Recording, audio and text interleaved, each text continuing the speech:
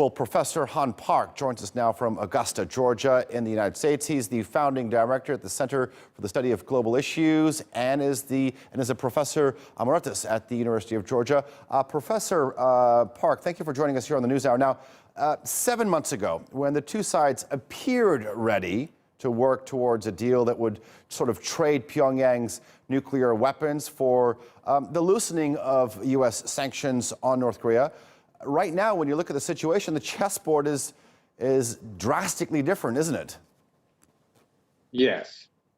I think the situation is coming back to where it should be. The appearance of having pretty good relationship and improved diplomatic talks, that is not going to continue because the United States does not want, it seems to me, any kind of denuclearization. It wants denuclearization in that North Korean regime will have to be replaced. So North Korea is not going to compromise its regime stability. So the only thing that North Korea has is nuclear capability and nuclear weapons.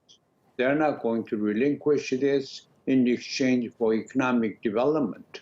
Economic development is very important for North Korea, but not at the expense of security or at the condition of regime change.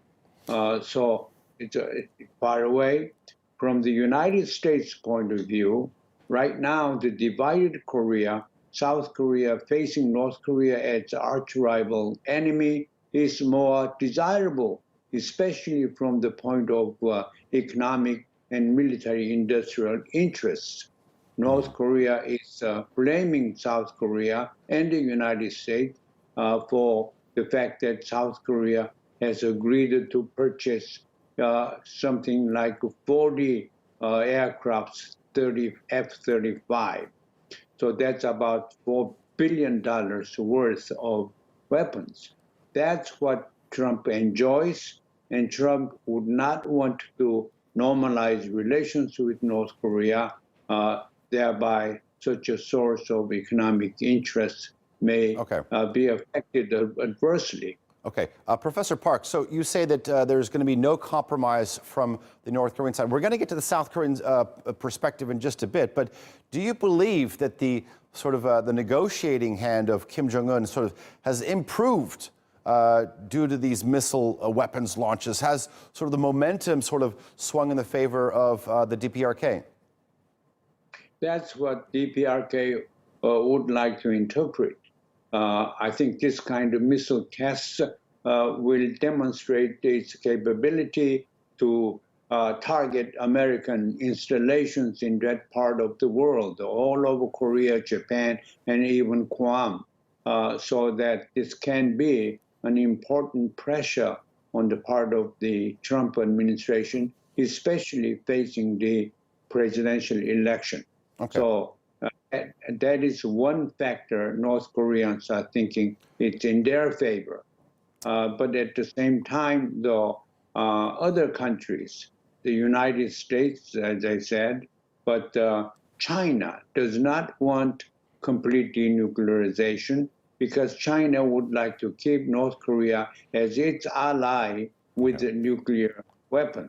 So it's going to be very difficult to read their true intentions and true motivation.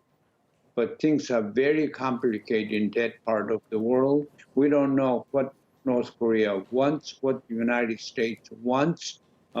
Their gestures are different matter. I don't think diplomatic normalization or diplomatic negotiation will work productively, at least in the near future. All right. So we'll have a very tensious and very unstable situation in that part of the world. Okay, all right. Professor Han Park, thank you for joining us here on the NewsHour. I appreciate it.